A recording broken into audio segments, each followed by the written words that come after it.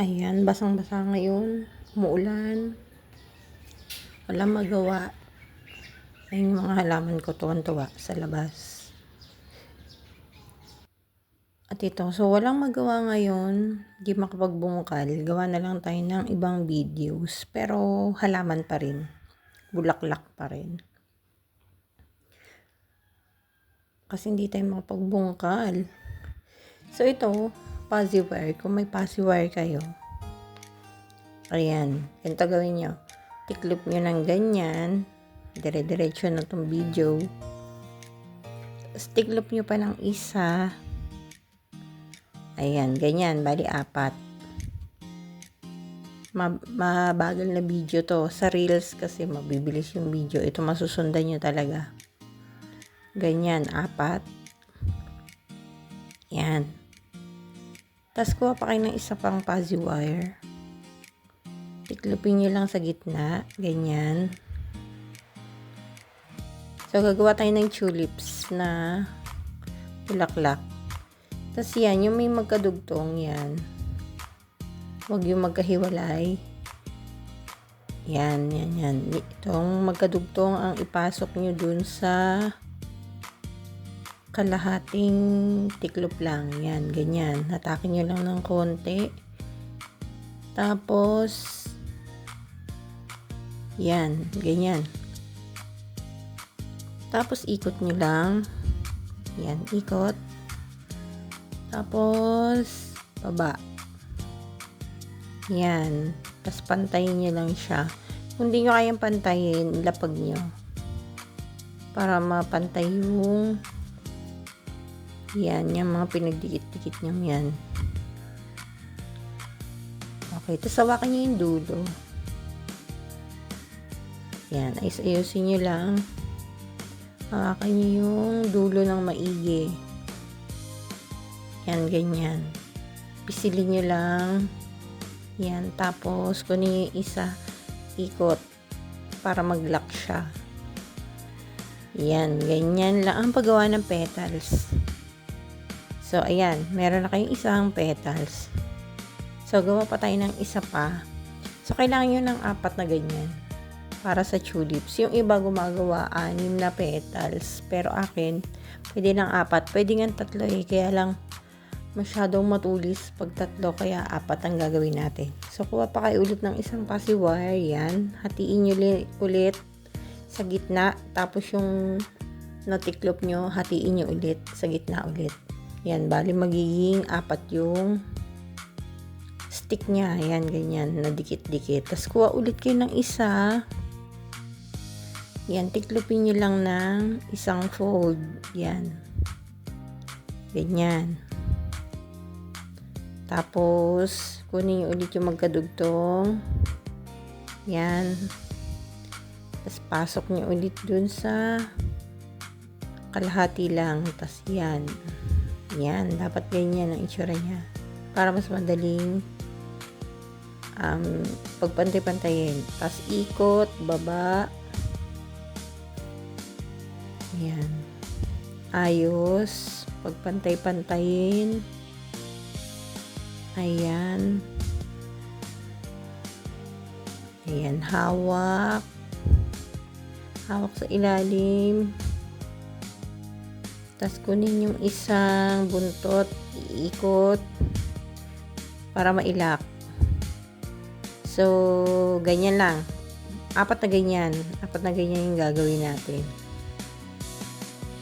Ayan. So, 4 na ganyan. Marami na akong nagawa. Kasi nga nag-uulan. So, ito na lang muna yung pagkakaabalahan ko. Nakakalibang din naman. At pwede nyo tong ibenta. Mahal din to kapag ginawa nyo ng bouquet. So, ayan. Ganyan siya. Tapos niyan, puputulin nyo yung pinaka buntot niya. Yan, magiging ganyan yung itsura. Tapos, titiklop nyo yan yung ilalim, yung may buhol. Pero, kuha kayo ng lapis o kaya kahit anong pwede yung pang ano. Ayan, aking glue stick. Yan. Panglagay dyan sa gitna para pantay yung pagkaka-fold niya.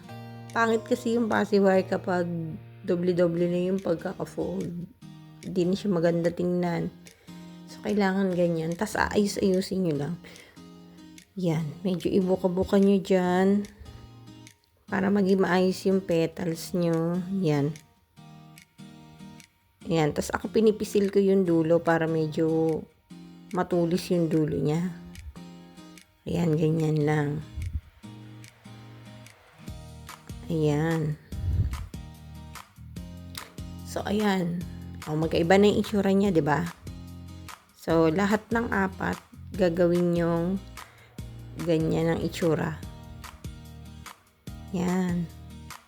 Parang puro triangle. So, putulin nyo ulit yung dulo. Pwedeng gunting ang gamitin. So, kunin nyo yung glue stick o kaya yung lapis nyo, ballpen, kahit ano. Yan. Tapos, diinan nyo lang yan. Tapos, ayusin ulit. Pisilin nyo yung dulo para medyo may korteng triangle siya. Yan. Tapos, ibuka-buka nyo lang yung ilalim para medyo maganda yung petals natin. Kasi yung tulips ay patusok. Maganda siya kung patusok ang itsura. Ayan, ganyan lang. Ayos-ayos. So, mas masusundan nyo to kasi pwede nyong sabayan habang gumagawa. Habang pinapanood nyo yung video, pwede nyong sabayan. So, yan. Mamaya ididikit natin yan ng ganyan. Yan. Yan na yung half na mukha ng inyong o yung ating bulaklak. So, ito, gagawin din natin to. Ayan. Pabilisin na natin kasi pares lang din naman ang process. Ayan. Paulit-ulit lang yung 4. Ayan. Ganyan. Paulit-ulit lang. Hanggang sa mabuo nyo yung 4 na piraso. So, ito na yung 4. Ang kailangan na lang natin ay glue gun. Ayan. Glue gun. Buksan natin. Yan, para uminit. So, habang iniintay natin uminit yan, hindi na kasi ako nag-cut dito.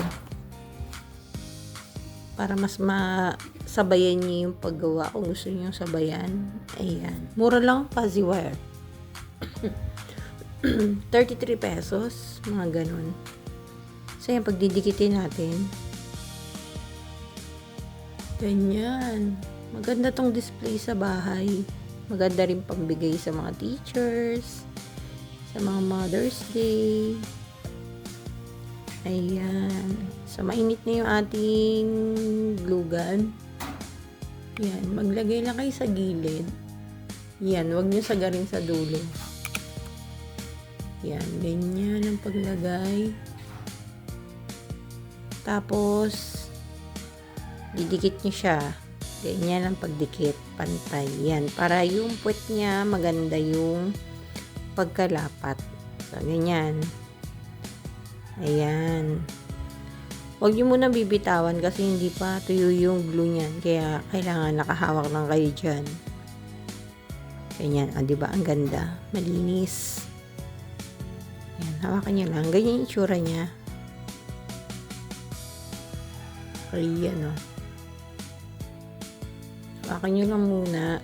Hintayin nyo medyo matuyo yung glue niya. Hindi naman masyadong matagal yan. Saglit lang yan. So, nyo muna bibitawan hanggat hindi siya dumidikit. Ayan. Tas ganun din sa kabila. Yung another 2. Ayan. Ganun lang din. Lalagyan ng glue. Tapos dikit. Ayan, ganyan. Okay. Maingay na naman yung manok namin. Pagpasensyahan nyo na po. So, ayan. Dikit. Ganyan. So, hintayin lang natin yan magdikit. Pero bago nyo idikit tong 2 nagawa natin, Huwag niyo muna agad ipagdikit kasi lalagyan pa natin yan ng stick. Kung meron kayong floral stick, pwede rin. Pero kung meron kayong barbecue stick, o kung anong available dyan sa inyo, pwede rin naman. Yan. Huwag niyo muna pagdikitin yung dalawang yan. Pag na medyo tuyo. So, itong isa tuyo na. Yan. Yan. Medyo pinipisil ko pa kasi parang basa-basa pa siya. Ayan, ganyan. So, ito, kunin natin. Ayan, ganyan magiging itsura niya. O, diba? Meron na kayong tulips. So, ito, lalagyan natin ng glue yung gitna. Ayan. Ayan. Tapos, lagyan natin ng stick. Para mamaya tuyo na siya kapag pinagdikit natin. So, ganyan lang. Iintayin nyo lang ulit yan, matuyo ng konti. Kasi pag basa, matatanggal pa yan. Ayan. Medyo mag-intay lang kayo. Siguro mga 3 minutes. Ganyan. Ayan, tuyo na.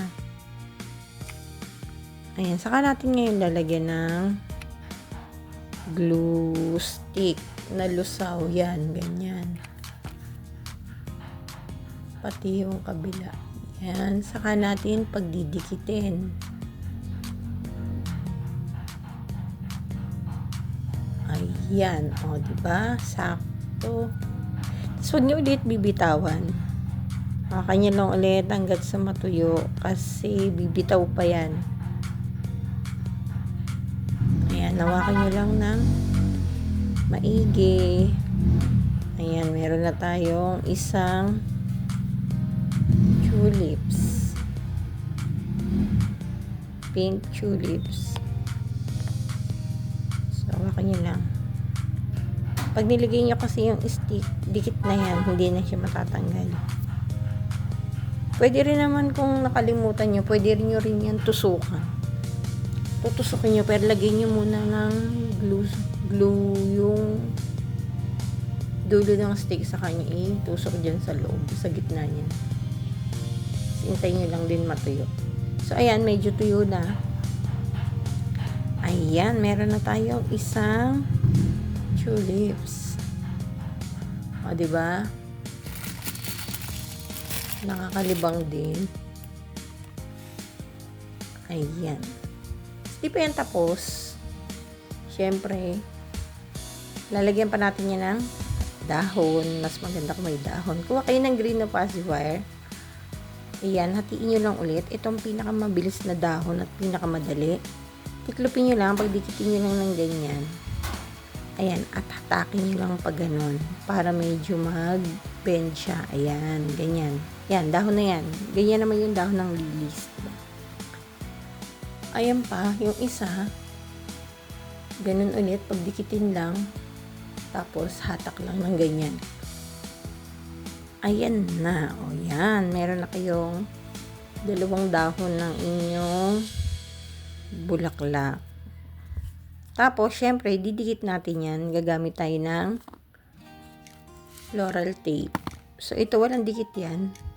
Kailangan mo siyang hatakin para lumabas yung pinaka-dikit niya. Yan. Hahatakin mo lang siya ng konti. Yan. Hatak. Saka iikot dun sa stick para hindi naman pangit yung ating stem. Yan. Ikot nyo na ng ganyan. Pero habang iniikot nyo, hatakin nyo yung floral tape para lumabas yung pinakalagkit niya. Didikit yung floral tape dyan sa stick. Ayan. Tansyahin nyo kung gaano kahaba nyo ilalagay yung bulaklak. Gusto nyo nakalagpas sa mismong bulaklak. Kung gusto nyo mas mababa. Depende sa inyo. Ayan. Ako ganyan. Gusto ko medyo overlap sa bulaklak. Tapos didikit nyo lang ng ganyan. Tapos pakain nyo dun sa floral tape. Yan, ganyan. Ikot-ikot nyo lang yan. Ayan o. Yan, tapos yung isa pa. Yan, ganyan yung magiging itsura niya. So, ikot, ikot, ikot, ikot lang ng ikot. Yan. Ikot, ikot, ikot, ikot, ikot. Ayan. Takin nyo lang yung floral tape, tapos dire-diretso nyo ng paikutin nyo sa baba ng stick.